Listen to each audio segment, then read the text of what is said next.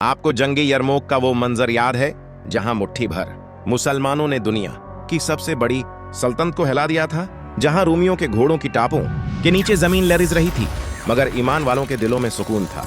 ये है वही जंग यरमूक का मार्का, इस्लामी तारीख का वो बाब जहां ईमान ने ताकत को शिकस्त दी। ये खिलाफत उम्र का दौर था, इस्लाम तेजी से फैल रहा था और रोमी सल्तनत जो इस वक्त दुनिया की सबसे ताकतवर हुकूमत थी, इस्लाम के बढ़ते हुए असर से खौफजदा थी। चनांचा रोमियों ने एक ऐसा लश्कर तैयार किया जिसका शोर सुनकर जमीन कांप उठी। 2 लाख से ज्यादा सिपाही, ज़रा बख्तर, घोड़े, नेज़े, हर तरफ ताकत ही ताकत। लेकिन सामने सिर्फ 40,000 मुसलमान थे। न वसाइल, न साज व सामान, बस एक ताकत उनके पास थी, ईमान की ताकत। मैदान यरमूक में लश्कर इस्लाम की क़ियादत कर रहे थे अल्लाह के शेर हजरत खालिद बिन वलीद।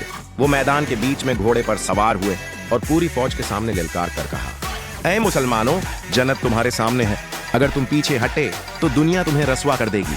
ये अल्फाज बजली की तरह हर दिल में उतर गए। सबने एक आवाज में नारा लगाया, अल्लाहु अकबर। जमीन गूंज उठी, आसमान लरज गया और फिर शुरू हुआ यरमूक का तूफान। तलवारों की चमक, नेज़ों की ठनक और फरिश्तों के मददगार कदम। मुसलमानों की तकबीर ने रोमियों के गुरूर को चुकना चूर कर दिया। हजरत खालिद एक हाथ में तलवार लिए दूसरे हाथ से लश्कर की सफेद दरस्त करते रहे। रोमियों के झंडे एक एक करके गिरने लगे। वो समझ गए ये जंग तलवारों से नहीं, ईमान से लड़ी जा रही है। और फिर शाम की धरती ने वो मंजर देखा जब इस्लाम का परचम यरमूक की फजा में लहरा रहा था। 2 लाख की ताकत मिट्टी में मिल गई और 40,000 मोमिनों ने तारीख बदल दी। हजरत खालिद ने उस दिन फरमाया था, मैंने अपनी तलवार से नहीं बल्कि ईमान से जीता है। यरमूक की मिट्टी आज भी गवाही देती है कि जीतने के लिए हथियार नहीं, यकीन चाहिए, ताकत नहीं, तौकल चाहिए।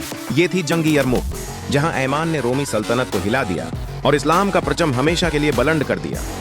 अगर आपको इस्लाम की ये सुनहरी कहानियां पसंद आएं तो द डिरवी सब्सक्राइब करें, क्योंकि अगली वीडियो में हम चलेंगे जंगी कादिसिया के मैदान की तरफ। वसलाम।